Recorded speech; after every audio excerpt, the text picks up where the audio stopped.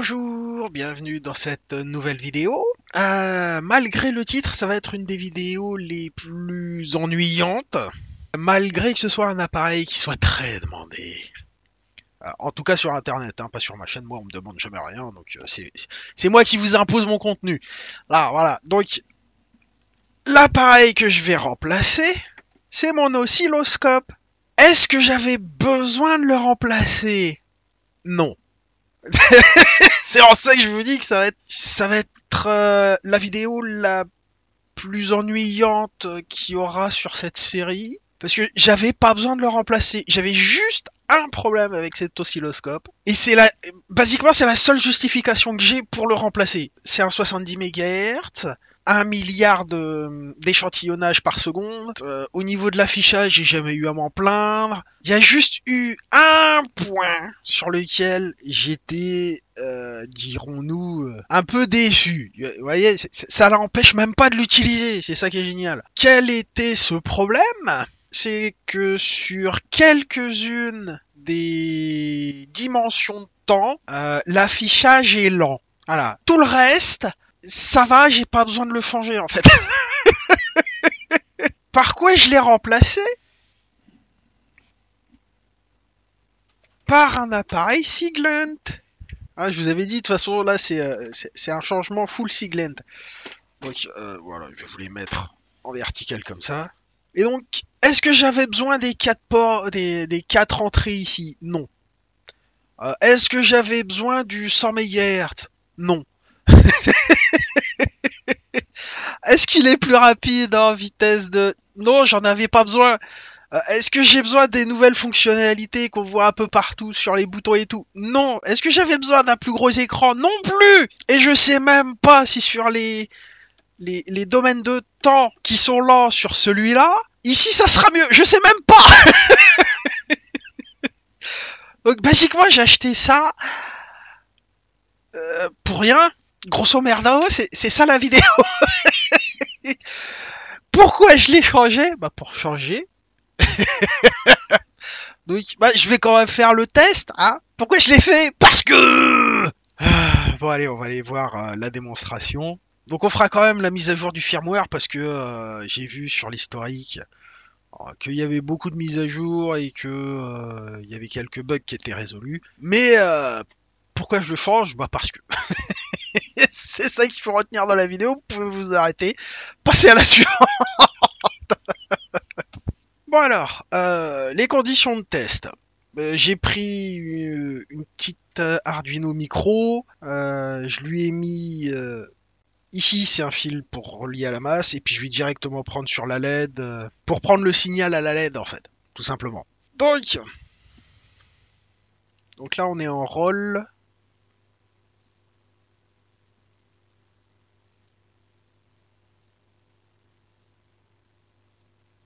Voilà.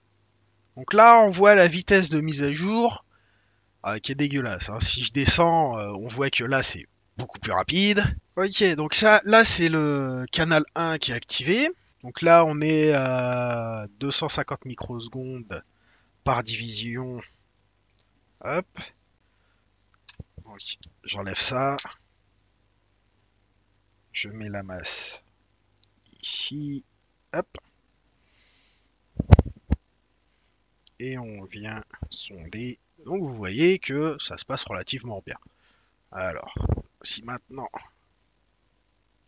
Non, il faut remonter un petit peu. Donc là c'est toujours bien. Toujours bien. Et là on commence déjà à avoir des problèmes au niveau de l'affichage. Voilà. C'est le seul truc qui me casse les couilles sur ces... Et là, c'est pire. Là, c'est quand même compliqué, quoi. Là, c'est de pire en pire. Et là, on est repassé en roll et donc ça va mieux. C'est le seul truc qui me casse les bonbons avec l'oscilloscope, c'est l'affichage qui est un peu long. Un peu lent. Hein, voilà. Donc maintenant, bah, je vais faire le premier allumage, brancher l'autre, lui donner une des sondes, et puis bah voilà quoi. Ah, je vous ai dit, ça va être chiant et court. Au niveau de la mise à jour, ça va être un peu comme les autres. Donc je vais tester, voir s'il n'y a pas un problème de lenteur pareil sur l'autre oscilloscope, mais c'est tout ce que je vais tester en fait. Parce que c'est le seul truc que j'ai envie de changer. Bon bah un truc de bien en fait, c'est qu'il n'y a pas de réglage de si c'est 220 ou autre chose. Donc il doit faire ça tout seul, c'est bien. Hop là. Hop, on va aller chercher une de ces sondes qui sont encore neuves, hein, pas déballées. Donc bien évidemment, ce sont des sondes 100 MHz. Dans l'idéal, il faudrait du 150 MHz. Donc on va mettre ça hop, sur la une. Voilà. Bah, tout est... Ah oui, il va falloir faire le... Ah, on s'en fout de calibrer. Pour le moment, on s'en fout, c'est juste pour tester l'oscilloscope en fait. Allumons la bestiole.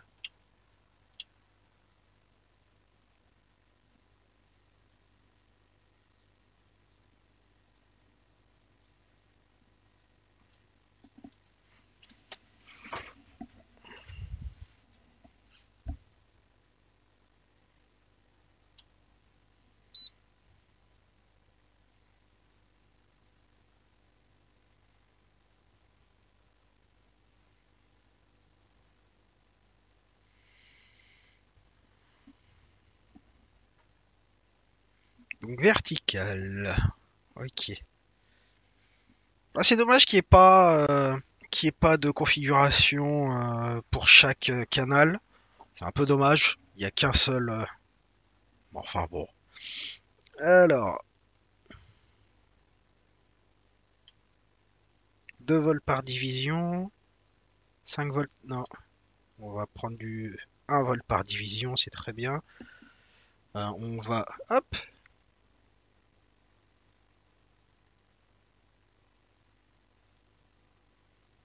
Ah.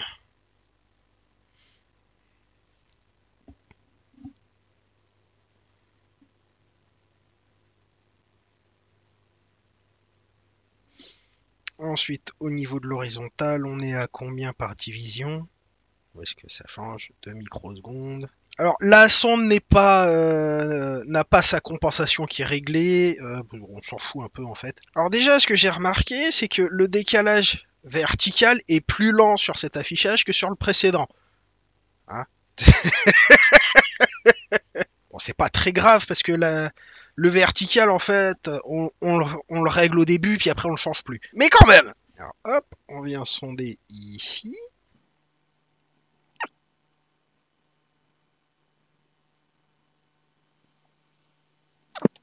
Alors, est-ce qu'on voit...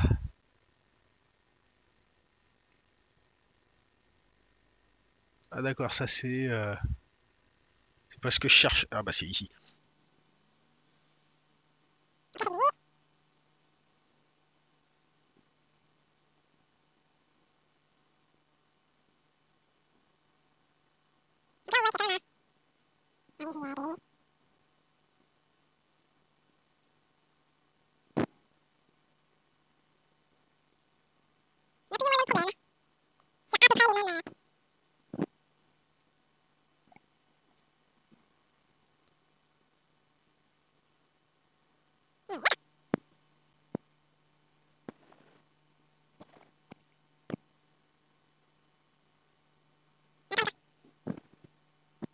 Non mais c'est sympa, c'est sympa. Donc la lenteur d'affichage a plus à voir avec la lenteur d'acquisition qu'autre chose. L'affichage est relativement réactif, c'est au niveau de l'acquisition. Bon, c'est à peu près les mêmes problèmes. Finalement, c'est juste moi qui fais mon chieur, quoi. Bon, je vais pas l'éteindre, on va aller voir les mises à jour, et puis, en fait, vous pouvez vous arrêter là, quoi. Si la suite vous intéresse pas, ça va être lecture de l'historique des mises à jour, la mise à jour, et puis voilà. Donc, là, je vous en voudrais pas si vous vous arrêtez là, tout simplement. Donc là, je viens de passer à 2 secondes. Parce que là, il est il faut, pour comparer à l'autre, faudrait que je passe en...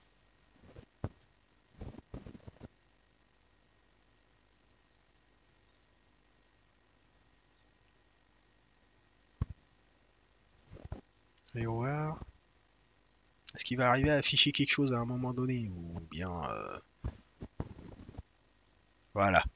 Ah bah, je crois qu'on peut s'arrêter, hein. Il y a plus d'options de réglage, l'écran est plus grand, il est plus facile à enregistrer à la caméra, mais comme je vous l'ai dit, moi je planifie de vous faire de faire un programme pour afficher tout ça. Donc, bon, allez, on passe à la lecture de l'historique, la mise à jour, et puis basta quoi. Ok, avant ça, on va regarder maintenant à quelle version on est en fait. Donc ça devrait être dans Utility, Système Statut, version 6.37R8. Donc, la dernière version date du 14 juin 2024 et c'est la 6.1.37R17. Et moi, je suis en R8. Donc, il y a 9 mises à jour. En fait, même pas. Il y a 2 grosses mises à jour. Donc, est-ce qu'on va faire la mise à jour? Je sais pas si ça vaut le coup, voyons voir. Donc, la R9, elle règle un problème avec le matériel, a priori. Les convertisseurs analogiques numériques avaient un problème de précision, a priori, sur une version du matériel, mais ça dit que les autres versions du matériel n'ont pas ce problème-là. Donc, c'est sur les versions 09-XX. Moi, j'ai 01-05. Donc, ça ne me concerne pas, a priori. Du coup, il n'y a que la R17 qui serait intéressante. Ouais, donc ça j'en ai un peu rien à faire. Après, c'est des optimisations sur la vitesse de démarrage et sur la bande passante au niveau des sons. Je ne vais pas faire la mise à jour, ça sert à rien. Donc désolé de vous décevoir, mais là, ça vaut pas le coup, quoi. Les 2 mises à jour d'au-dessus, la R9 a priori ne me concerne pas, et la R17 ne sert à rien, basiquement. Voilà. La vidéo s'arrête là. J'espère que... Je peux même pas vous dire, je peux même pas espérer que la vidéo vous a plu, parce que il s'est rien passé. Je vous ai juste présenté le truc, on a regardé les mises à jour. Est-ce qu'il y a un intérêt à faire la mise à jour? Non. Bon bah voilà, une vidéo qui sert à rien.